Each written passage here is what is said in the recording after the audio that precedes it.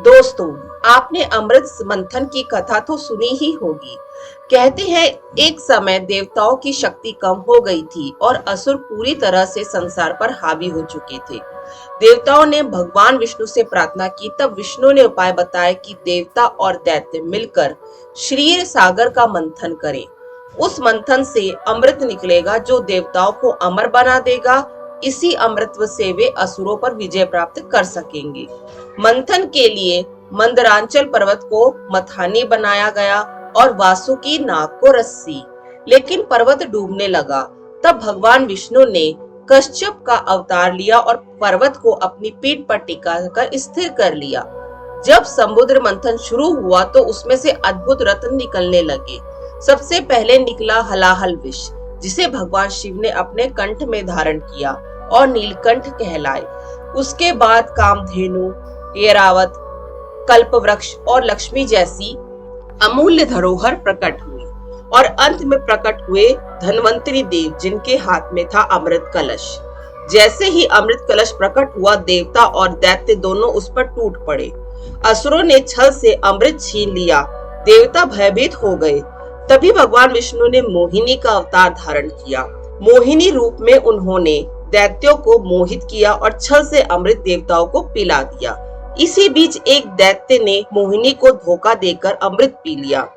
फिर मोहिनी वापस भगवान विष्णु के अवतार में प्रकट हुई और उसने उस असुर का शीश काट दिया। लेकिन अमृत पी लेने के बाद उसका सिर अमर हो गया। वही आगे चलकर राहु और केतु कहलाया।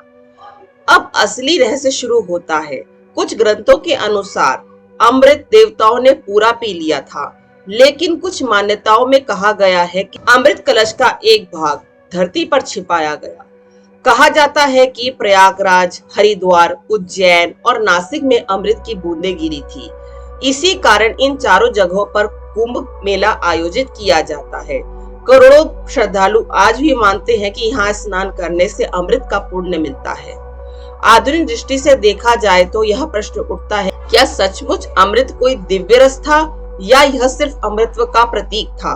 कुछ विद्वानों का मान्यता थी कि अमृत वास्तव में आयुर्वेद, योग और प्राचीन विज्ञान का प्रतीक है। हो सकता है कि यह कहानी हमें बताती हो कि विष यानी कठिनाइयों के बाद ही अमृत और अमृतत्व की प्राप्ति होती है। आज भी वैज्ञानिक अमृतत्व के रहस्य की खोज में लगे हैं। DNA रिसर्च और लॉन्गेविटी साइंस इसका ही परिणाम है। तो दोस्तों, अमृत कलश क्या है? क्या वो सचमुच प्रयागराज की धरती पर छुपा है या यह केवल एक प्रतीक है? इस रहस्य का उत्तर शायद कभी न मिले, लेकिन एक बात निश्चित है, समुद्र मंथन की कथा केवल पौराणिक कथा नहीं, बल्कि जीवन का दर्शन है। यह सिखाता है कि हर विष के बाद अमृत जरूर मिलता है और हर कठिनाई के बाद सफलता अवश्य प्राप्त होती है।